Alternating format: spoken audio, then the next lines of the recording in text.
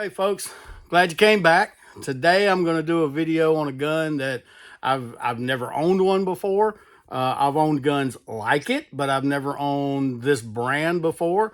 I've heard a lot of people talking about it here lately, and I figured, you know what? I've been wanting a new one of this style, so let's go ahead and get one. And heck, while I got it, I'll go ahead and do a review for the channel. So stand by, and we're going to pan down here and take a look at what I got.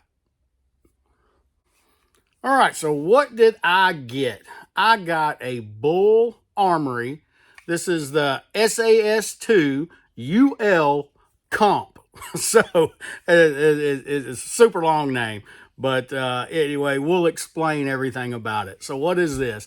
This is a compact or subcompact carry gun. That's what this is meant for. You can get it with or without the comp. There's about a $350 or $400 price difference just for the comp. I debated on that, but I thought, well, if I'm going to get it, I'm going to go all out and get the comp. So let's take a good close look at this gun and see what it has to offer. They've done some nice things with this gun. First of all, let's talk about Bul Armory and you know, how they came to play into today's market in the U.S. Bul Armory's been around a long time over in Europe. They're made in Israel. And in Europe, Bul has been, you know, a fairly big name, especially in the competition circuit over there. It's only in the last probably 3 or 4 years that they've started to build a base in the U.S. They've got what they call, I believe, the Cherokee, which is a CZ75 variant. It's a polymer frame. They came out a year or two ago with a Glock clone, which is a fairly nice gun. You know, I don't really have a desire in getting one, but if you were looking for a Glock clone, it looks like a pretty nice one. And then years ago, they came out with a double stack 1911, and Springfield Armory sold it, I know. If you'll look on Gunbroker, you can see some that are branded Springfield Armory, but they're actually made by Bul. So Bul's been making the 2011 for a while, but they just started to push the 2011 in the last 3 or 4 years. Somewhere around 2019, maybe 2018, they started to make a push in the U.S. market with their 2011. And when they first came to the U.S., I'm going to say my first time seeing Buls in any type of number was in 2019, maybe late 2018. They pushed almost a competition style gun. I can't remember the name of their comp style guns, but they had several models, and I still think they do have several models of competition style guns. It's almost like they were following STI's lead in that market, trying to get some of the market share from STI.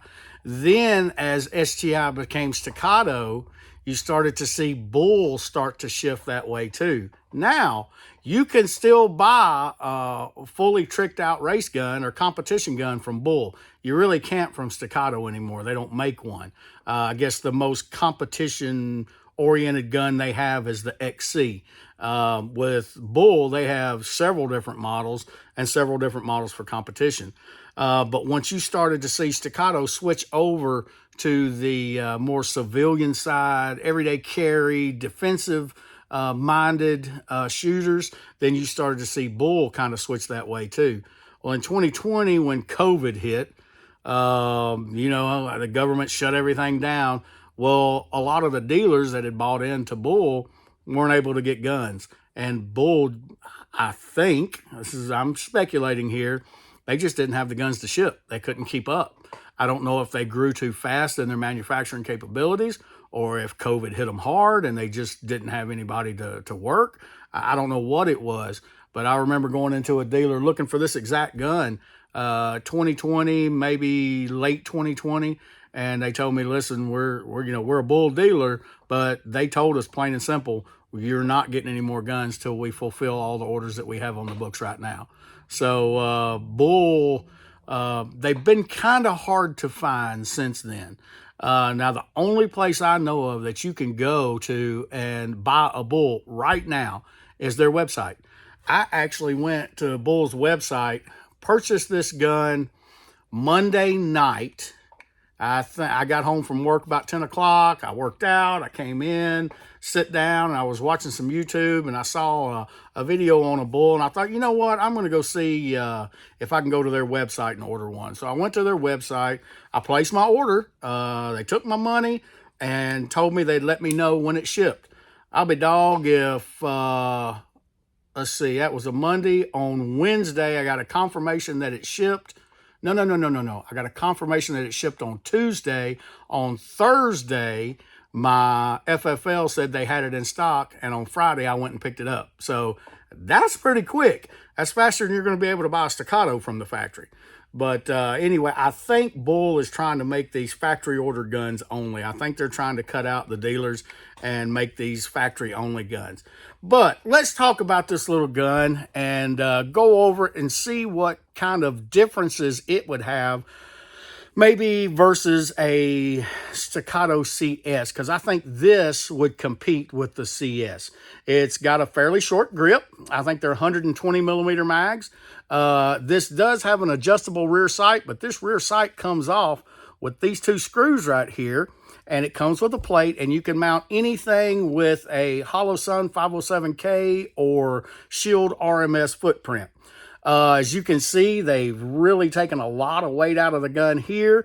Deep grasping grooves here, very deep grooves here, some shallow cuts there, and they've also fluted the crap out of the barrel. You can tell all this has been fluted, and then when you get back to the barrel hood itself, it's been fluted. It's an extremely light gun.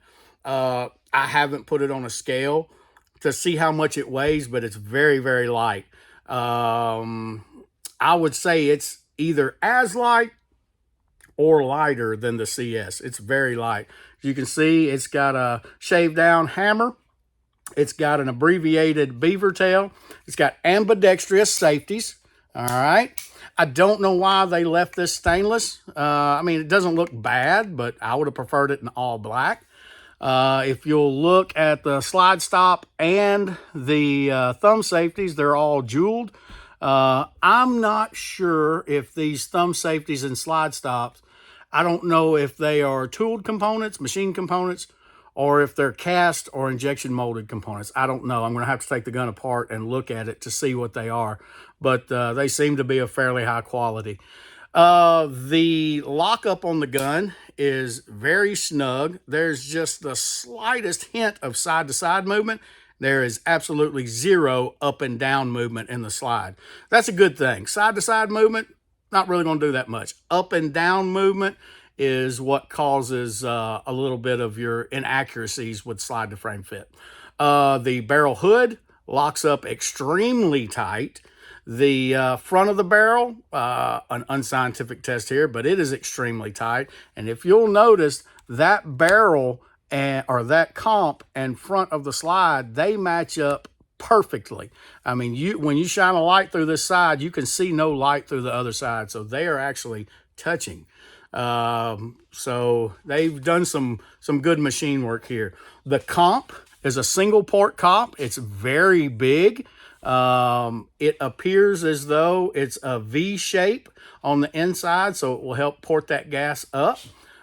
It's a very large comp, and we'll see if it actually makes a difference when we get out onto the range. The trigger on it is Bull's proprietary trigger. You can swap out the trigger shoe in it. I've actually bought a short flat shoe to put in there. This is considered their short trigger. This is longer than an STI or Staccato short trigger, but this is considered their short trigger. Their medium trigger is actually what Staccato's long trigger would be. But like I said, I ordered a short flat trigger to go in here, which is actually a little bit shorter than the short curved trigger.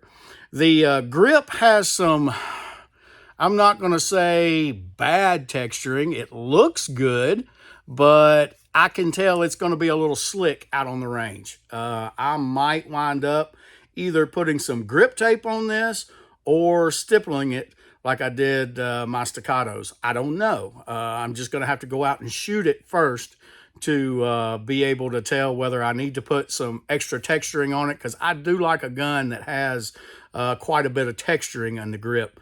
It helps during rapid fire. The trigger on this gun is good. It's not great. It's on line with every Staccato I've ever had. Every Staccato I've ever bought had a good but not great trigger. This one's no different. This one breaks somewhere around 3.5, 4 pounds. As a matter of fact, let's get the scale out and we'll test to see how heavy this trigger actually is. Like I said, and I haven't done this, so let's put it on camera and see how much pressure it takes to break this trigger. Like I said, 3.5 or 4 pounds is what I'm going to guess. It broke right at 3.5 pounds. Let's try it again and see if it changes any. If y'all hear any noises, I got my dog out here with me. She's laying there eating on a bone. But let's see. A little farther. Right again, it's right at 3.5 pounds, if you can see. So it's right at 3.5 pounds. It's been consistent the whole time. It doesn't feel like it's varying in weight much at all. One thing there is, I'm going to hold it up here so you can look at it. Now take the slack out. Take the slack out of the trigger. It doesn't have much slack, but the trigger itself is not fit very well. You can see the up and down movement in the trigger. So we're going to take the slack out. Now I'm going to slowly press, and I want you to watch. There's a little movement in the trigger before the sear actually moves and the hammer comes down. So I'm going to press. There was some movement right there. Okay, let's do it again. There. It's very slight. It's very slight. It's not a deal breaker, okay? I just happen to be a trigger snob. So I do my own triggers. Will I do a trigger job on this one? I don't know. It's 3.5 pounds. It's fairly good. Just a touch of creep in it. Like I said, it's on par with every Staccato trigger I've ever felt. So if a Staccato trigger feels good to you, this one will feel good to you. Now, the feel of the gun in the hand. Hang on. The feel of the gun in the hand. How does it feel in my hand? Actually, I have pretty small hands, and a Staccato is a little thick for me, but I can make it work by putting a short trigger and an EGW thumb safety on it. I haven't done anything to this gun yet. With this gun in my hand, it feels a little smaller than a Staccato. I can reach that trigger a little bit easier than I can a Staccato. Don't know why. Don't know if it's the width from side to side or front to back. I'm not sure, but let's do this. I think a standard Staccato is like 1.2 something. This one is 1.28. 1.28. Let's check it down here. 1.28 and 1.28. So it's roughly the same size as a Staccato. From the center of the trigger to the beaver tail, it is 2.62. 2.62, which is 2.62 inches from the back of the beaver tail when it's depressed to the front of the trigger when it's depressed. So it's 2.62, like that. I might measure some of my other Staccatos and see what they are, but this gun does feel smaller in my hand than even the CS. Don't know why, it just does. I don't know that it is smaller. I don't think it's smaller, but it just feels smaller. Maybe it's because it's rounded more. I don't know.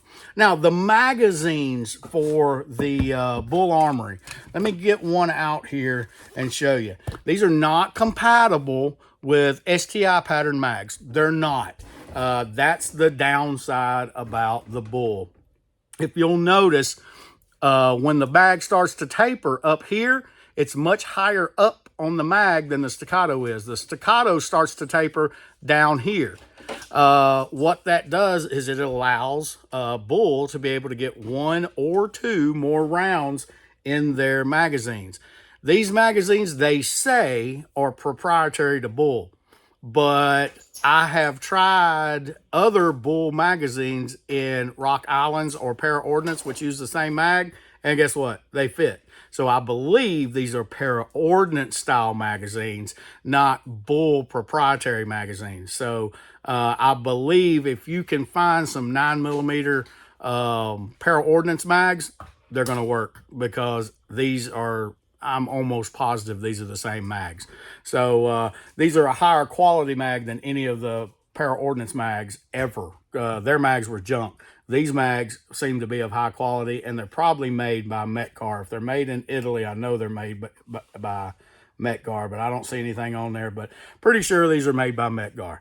Anyway, what are my initial thoughts on this gun? I really like it. You're getting this gun for several $100s less than what you're getting a Staccato.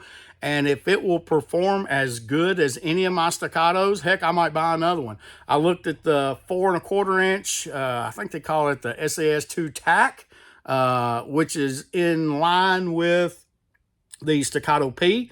Heck, I might buy one of those if this thing runs like I think it will, like I hope it will. We'll put it that way. It does have integral feed ramp in there. It appears, and I can't say for sure, but it appears as though the comp and the barrel are all one piece. That's what it appears to me to be. It doesn't look like it's a press fit, because even looking from the front, I don't see a line. I believe the comp and the barrel are all one piece of steel. I'm trying to think about anything else I can tell you about this gun, and I just don't know of anything else. What I'm going to do next is I'm going to take this thing out to the range. In the next video, we're going to shoot it, and we're going to see how it performs compared to maybe a Staccato CS, or maybe I'll take it out and run it against my C2 with the chunk port or Genghis port. And I think that would be a good comparison. So if you like the video, give me a thumbs up. Please think about subscribing. It's free, doesn't cost you a dime. And we'll see you next time.